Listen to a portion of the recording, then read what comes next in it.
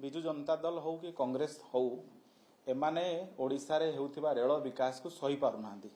जो मानक सरकार 800 माने यूपीए सरकार समय रे ऑन एंड एवरेज वर्ष को मात्र 838 कोटी टंका आसुथिला एबे जतेबेले 10,600 कोटी टंका आसुची।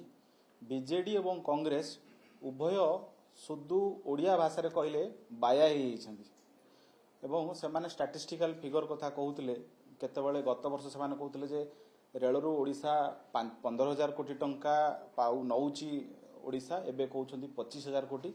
मु भाबुजी बिजु जनता दल रो जो महाशय सांबादिक सम्मेलन करूथिले तांको पाखरे बोध हुए सठिक हिसाब खबर नाही वास्तव रे ओडिशा को केते जाउची आ केते आसुची। आपण माने जानिथिबे चलित रेलवे बजेट आसीची समुदाय बजेट होची 2,52,000 कोटी सेत्रु ओडिशा पाइची 10,599 कोटी। आपण जे ताको परसेंटेज रे करिवे ताले 4.2% अर्थ टोटल रेलवे बजेट रु ओडिशा 4.2% पाइची। किंतु आपण जदि सेंसस हिसाब करिवे ओडिशा रो पॉपुलेशन शेयर होची देशर 3.47 अर्थ हला हमरो जनसंख्या लोक संख्या शेयर होची 3.47 किंतु रेल बजेट बेले आमे पाउचु 4.2%। ता माने हला जनसंख्या आधार रे ओडिशा रेल रे अन्य राज्य मानक ठारू ओडिशा को आलोकेशन अधिक आसुची। बोध हुए बिजु जनता दल रो जो बंधु आज सांबादिक सम्मेलन करूथिले बा अभियोग करूथिले से बोध हुए हिसाब किताब करी नाहंती तरबरिया भाव में आसिकरी गणमाध्यम आगे कहिसंती दलीय चाप थाई पारे। एवं खोर्धा रोड मु आपनकु ओडिशा रे किभली रेल विकास होउची द्रुत गति रे आगौची। खोर्धा रोड रेलवे जो प्रकल्प चलची खोर्धा रोड बलांगीर सी 1994 मसीह से प्रकल्प अनुमोदन होईची। सेतेबेले किए सरकार थिला ता परवर्ती समय किए सरकार थिला कांग्रेस दल सरकार थिला ओडिशा रे बिजु जनता दल सरकार थिला केंद्र रे मध्य कांग्रेस दल सरकार थिला बिजु बाबू मध्य से समय जेतेबेले झुला सरकार थिला से समय मध्य जनता दल सेतेबेले शामिल थिला। Khordha road railway Khordha road आ बलांगीर जो प्रकल्प 306 किलोमीटर टोटाल सेत्रु 245 किलोमीटर काम सरी गलानी। 80% काम खोर्धा रोड रेलवे जो खोर्धा रोड बलांगीर रेल प्रकल्प काम सरी जाइछि। ये जो 80 भाग काम होइछि 80% काम सरीछि ये सबु एई 10 वर्ष रहिछि 2014 रु 24 रे। जदि आपण सामग्रिक भाव रे देखिबे 9 रु 14 यूपीए रो शेष 5 वर्ष रे ऑन एंड एवरेज ओडिशा रे वर्ष को मात्र 53 किलोमीटर नुआ रेल लाइन तयारी होतला।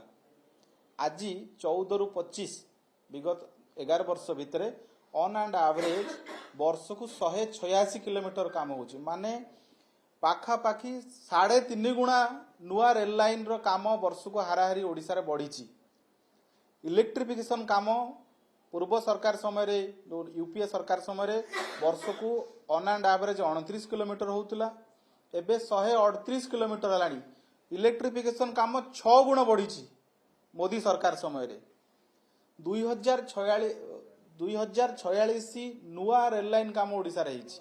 आपण कोंतु विगत 70 वर्ष भितरे एते नुआ रेल लाइन काम मात्र 10 वर्ष रे केबे हेइतिला कि 48 टी प्रकल्प ओडिशा रे चालीची जोतरे capex investment capital expenditure investment पाखापाखी 70,000 कोटी टंकार सेतु किछि प्रकल्प काम सरिलाणी किछि प्रकल्प काम चालीची। 70,000 कोटी टंकार कैपेक्स रेलवे सेक्टर रे केंद्र सरकार ओडिशा रे इन्वेस्टमेंट करिसेंती। बोध हुए बिजु जनता दल एवं कांग्रेस जेहेतु सही पारु नाहंती एते काम होउची जनप्रियता मोदी सरकार ओडिशा रे बढ़ुची एमाने निजर राजनीतिक अस्तित्व बंचेबा पई एभली बयानबाजी करूछंती। जो भुवनेश्वर रेलवे स्टेशन एई पाखरे राजधानी रे भुवनेश्वर रेल स्टेशन रो विकास पई जत नवीन बाबू निजे मुख्यमंत्री थिले ओडिशा सरकार आ रेलवे भितर एमओ करा गला। से एमओ 3 वर्ष काल कोल्ड स्टोरेज रे से BDA housing urban development department आउ चीफ मिनिस्टर ऑफिस रेलवे बारंबार चिट्ठी लिखिले 3 वर्ष काल से एमओ को माने स्टैंड स्टिल करथिले। परवर्ती समय केंद्र सरकार निष्पत्ति नेले निजे 100% रेलवे स्टेशन रो विकास रो काम धरले। आज देखंतु भुवनेश्वर रेल स्टेशन को भली भाबरे काम आगेछि। ओडिसा रे पाखापाखी 48 टी 59 69टी रेलवे स्टेशन रो मॉडर्नाइजेशन होइछि सेतर खोर्धा रोड अछि पुरी अछि संबलपुर अछि एवं ए रेल स्टेशन रो किभଳି विकास होइछि आपण निजे देखुथिबे कोभଳି विशाल आ भव्य रेलवे स्टेशन तयारी होइछि तेणु रेल विकास सबु बेले मोदी सरकार प्राथमिकता रे ओडिशा रही आसीछि एवं बिजु जनता दल कांग्रेस केवल राजनीति रोटी शिखिबा पय एभଳି बयानबाजी करूछन।